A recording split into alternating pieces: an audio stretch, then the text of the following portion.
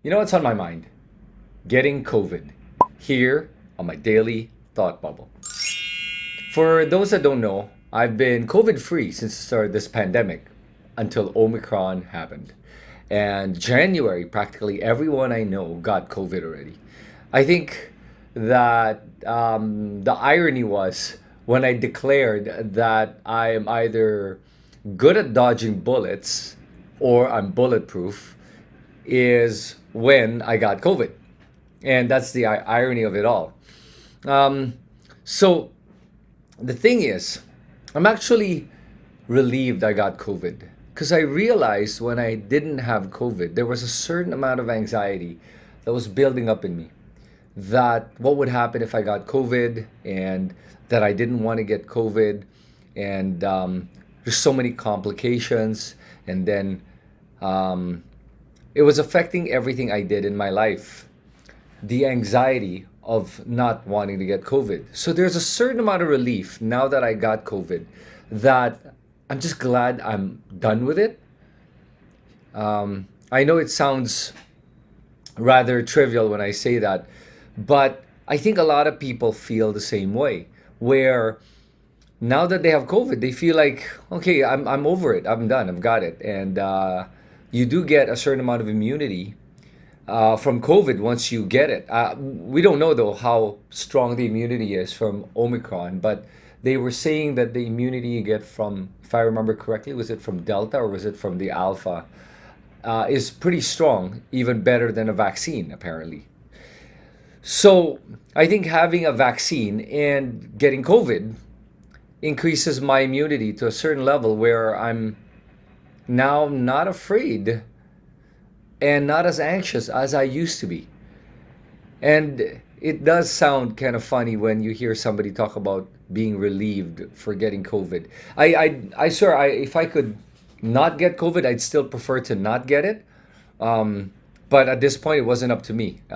Omicron was just spreading like wildfire, and everyone was getting it. So I'm just glad that it was mild, and Omicron's mild, and a lot of people that got it only got mild infections.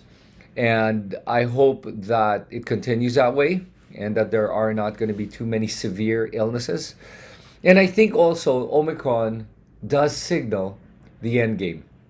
I think that this, I hope, at least I hope, that this is the one that ends it all and that turns this pandemic into an endemic, where Omicron or COVID will eventually become just like a common cold.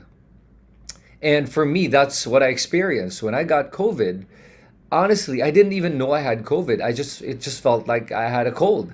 I had a runny nose and I was coughing slightly, and that was it. I even went for a run several times during the time that I had COVID already.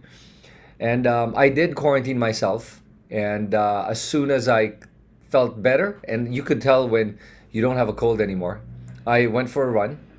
Now, the only thing that I am concerned about is the long term effect of COVID, like the long COVID symptoms. Because I did experience chest pains when I did an extensive high intensity workout. So I'm now having myself check to see if it was the effect of COVID or what could that be. I did a 2D echo test. I'm going to do a stress test. Um, yeah, so I hope that there are no long term COVID effects, but generally it seems okay. Now, one thing that I do notice is that doctors keep saying that we shouldn't be complacent. And I do see a lot of news talking about that, yeah, don't be too sure about COVID being mild or the Omicron virus being mild, and that it's not as mild as you think. Um, I do take that with a grain of salt because I do understand doctors and where they're coming from. Doctors tend to be a little bit too careful or too cautious, or it's the same as when you go get a surgery done. You notice that doctors will tell you that there's a chance of death or that you could be paralyzed. They do say that.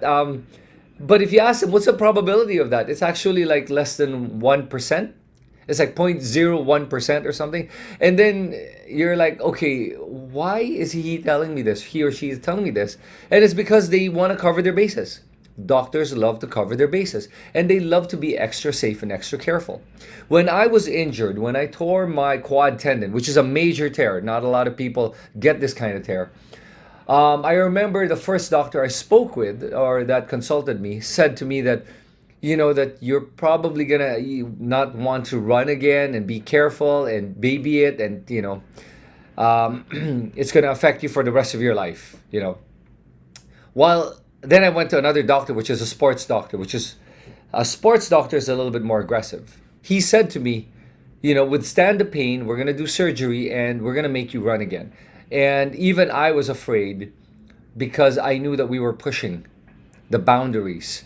And but I liked my sports doctor because he understood that yes, there are always going to be risks, but he understood the risk and he took the right approach to get me back to 100%. And that honestly, most doctors would be cautious and would give you the worst case scenario. They always do. And that's why I don't blame doctors for speaking the way they do. And unfortunately, here's the problem: it causes and sows fear among the population. And that's why I think everyone has to take it with a grain of salt that they're speaking as doctors. And doctors will be overly cautious. That you have to weigh everything when listening to all the information. And I think that's why people have COVID fatigue already. And I think that's why people are tired of COVID, because they hear doctors speak about it in such dire terms.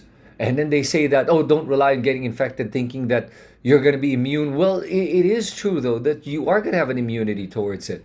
It is true that whether you get the vaccine or if you get infected, you will have a certain amount of immunity. And even now, the medical field has finally admitted that the immunity you get from getting infected is much higher than the vaccine.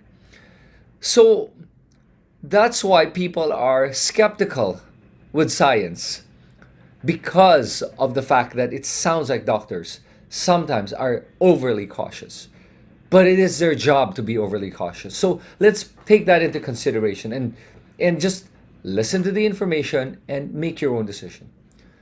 When doctors tell you that you're sick and then you have to stay home for 2 weeks, for example, you could probably be okay in a week. They're being overly cautious. That's how they are. That's their job. Let them be. And you can make your own decisions. Follow, listen to the information, and come up with your own decisions.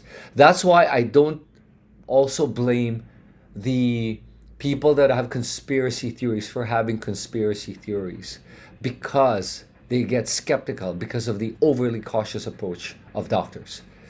And at the end of the day, I think that the information are all perspectives depending on where you're coming from.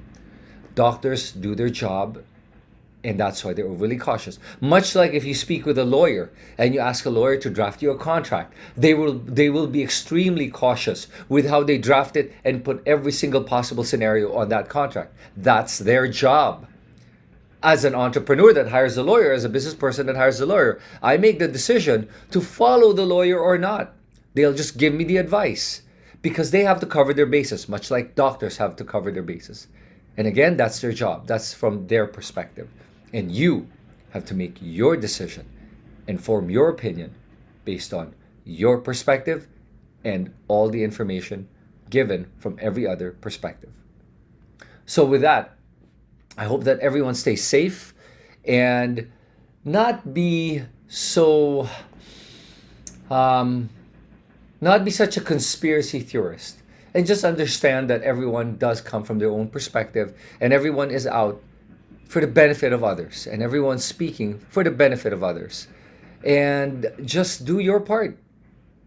But yeah, be more understanding and tolerant of each other's perspectives. And I think with that, we should come out of this